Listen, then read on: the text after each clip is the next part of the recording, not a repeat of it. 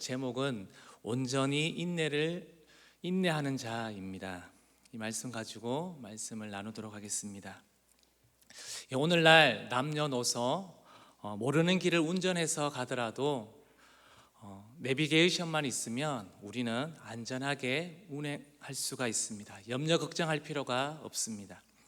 그런데 2000년 초반에만 해도 이 내비게이션이 나오기 전에는 전국 도로 지도를 가지고 여행을 한다거나 그다음에 목적지를 찾아가야 하는 불편함을 겪었어야 합니다. 그래서 때로는 이정표를 잘못 확인하고 또 잘못 찾아서 혹시나 가야 할 그 목적지를 둘러서 가는 웃지 못할 에피소드도 한 번씩은 겪어보았을 것입니다. 그러나 오늘날 최첨단 내비게이션은 지형과 그리고 가속 방지, 사고가 많은 지점들, 그리고 가속 카메라, 더 나아가서는 실시간 교통 정보까지도 미리 알려주는 아주 편리함을 우리에게 더해 줍니다. 바로 야고보스 말씀도 이러한 우리가 살아가는 데 있어서 인생을 둘러가지 않도록 가르쳐 주는 내비게이션과 같습니다. 우리가 가는 길의 목적지가 어디일까요?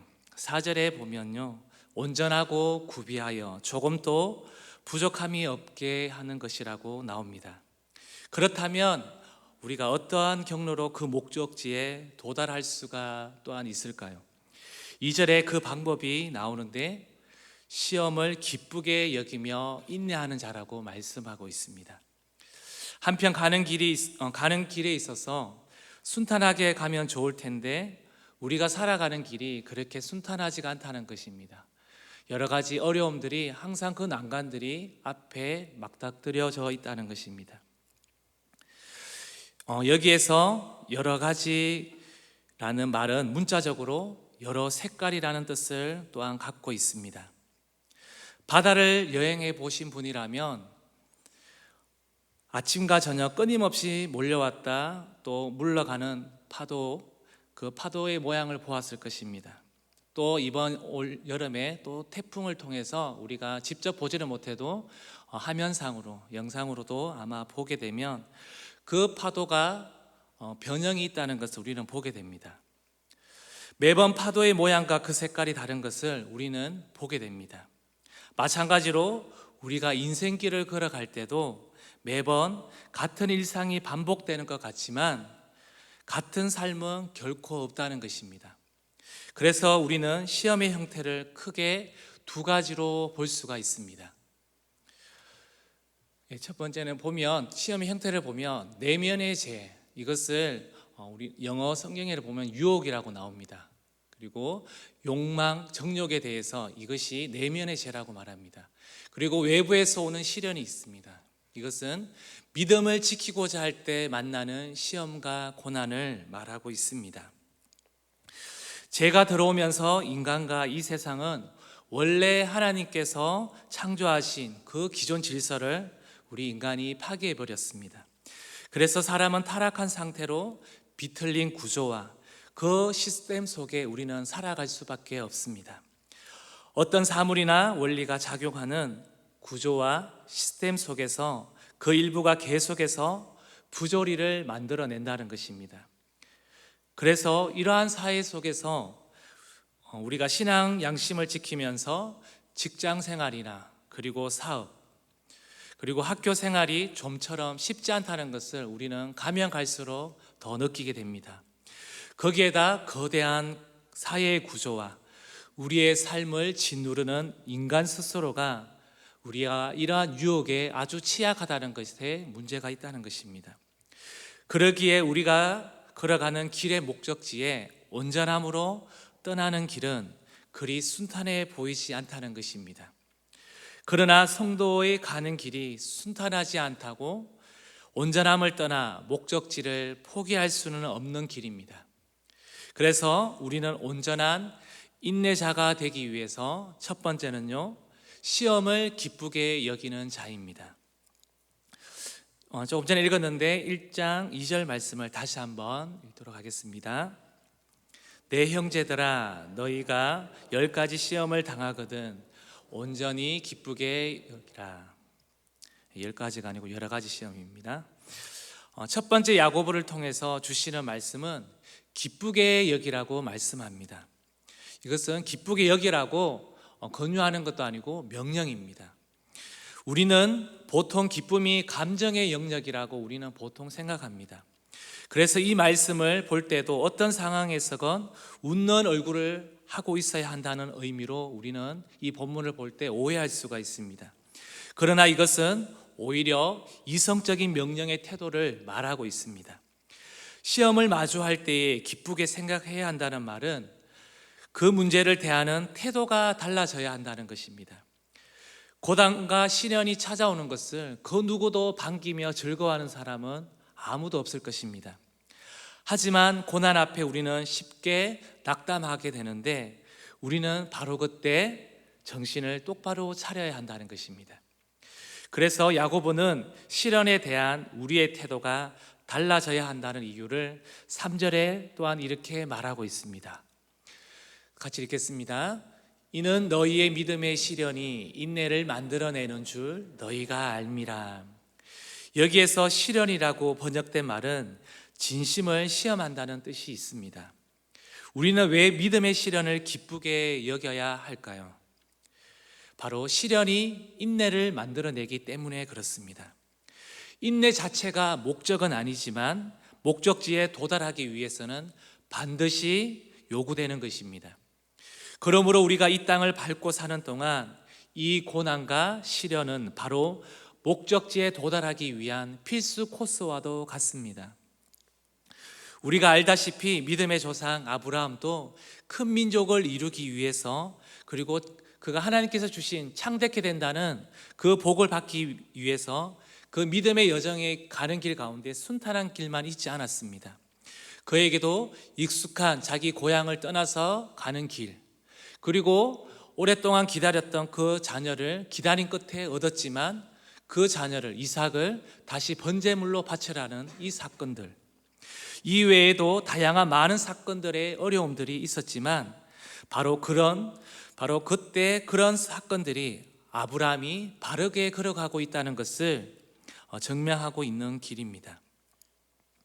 우리도 마찬가지입니다.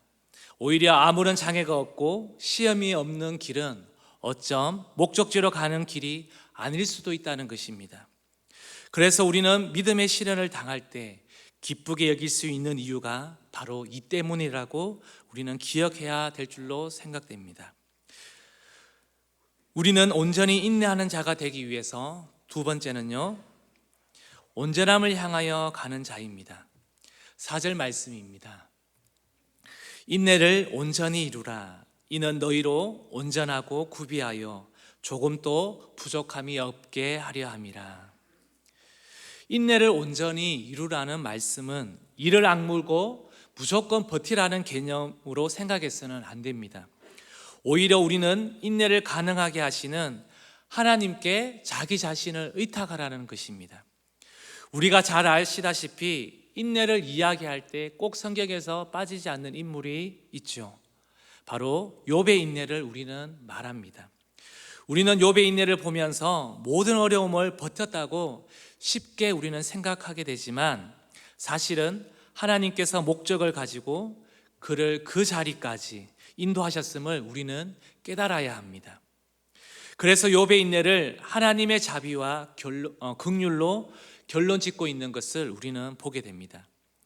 욥이 고난받는 시간은 욥에 대한 하나님의 기나긴 기다림과도 같고 내 안에 의가 없다는 것을 드러내는 시간이었습니다.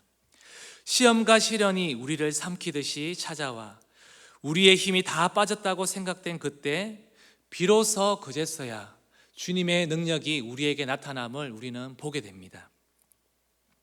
우리를 끝까지 기다려 주시고 참아 주신 주님의 긍휼과 자비가 우리의 연약함을 감사하나 마지막 종착지까지 우리를 인도하신다는 것입니다.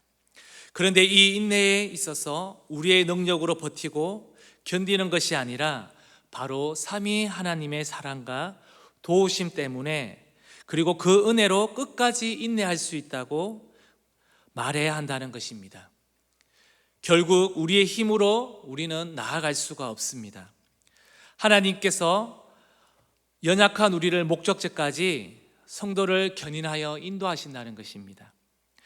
4절에 부족함이 없는 상태란 하나님께서 내 목자가 되실 때에만 우리는 부족함이 없다는 것을 경험할 수가 있습니다. 오직 그리스도께 붙들림 받아 그리스도만으로 충분하게 되는 것이 진정한 온전함이라고 성경은 말하고 있습니다. 욥이 당한 시련으로 그가 가진 모든 것을 거두어 갔습니다. 자기 자신이 그동안 만들어왔던 아집과 신앙적 관념까지 송두리째 뽑아버렸습니다. 그러나 그 고난과 시련의 과정을 통해서 욥에게는 눈에 보이는 것을 그는 모든 것을 잃었지만 그에게 남은 것은 오직 하나님 한 분뿐이었습니다. 마지막 때가 가까울수록 내 삶에 믿음의 껍데기들이 벗겨져야 될 줄로 믿습니다. 오직 그리스도만 드러나게 하는 것이 바로 이것이 온전한 상태를 말하고 있습니다. 주님을 알기 이전에 하나님 외에도 육적으로 재밌었던 그것이 하나님보다 우선되지 않았습니까? 그러나 이제 세상의 쾌락과 내가 이것만은 놓을 수 없어라고 의지했던 자리에서 우리는 이제 내려와 하나님의 긍휼과 하나님의 자비에 전적으로 내 자신을 의탁하게 할 때 그것이 바로 오늘 야고보서에서 말하는 온전함입니다. 우리는 믿음의 생활을 하면 할수록 자신의 모습을 뒤돌아볼 수 있어야 합니다. 과거 나에게 있었던 믿음의 시련은 그렇게 나를 온전히 만들게 되었고 또한 주님을 바라보고 의지하게 했구나 하며 우리는 느끼게 될 것입니다. 그리고 앞으로도 동일한 고백이 우리 삶 가운데서 계속되어지기를 소망합니다. 말씀을 정리하겠습니다. 우리는 앞으로 이 나라와 개인에게 무슨 일이 일어날지 우리 어느 누구도 예측할 수가 없습니다. 칠흑같이 어두운 상황이 온다 할지라도 그 상황 앞에 우리 믿음의 성도님들이 흔들리지 않으시기를 또한 소망합니다. 나를 바라보면 오늘은 성공일지 몰라도 내일은 또 넘어질 수 있는 나약한 존재가 바로 우리 인간이라는 것입니다. 그러기에 내 자신에게 소망이 있어서가 아니라 이 땅의 만물을 운행하시는 오직 하나님께 소망을 주어야 될 줄로 믿습니다. 우리에게 사방이 막히는 시험 속에서도 주를 향한 절박한 고백들이 흔들리지 마시기를 바랍니다. 어떠한 상황에서도 버티고 이겨내시기를 바랍니다. 하나님께서 우리를 최종 목적지까지 인도하신다는 사실을 우리는 굳게 믿으시고 조금도 부족함 없는 주님께 온전히 붙들려 살아내시는 오늘 그리고 앞으로의 삶이 되시기를 소망합니다. 오늘 말씀을 가지고 우리 함께 이 시간 기도하기를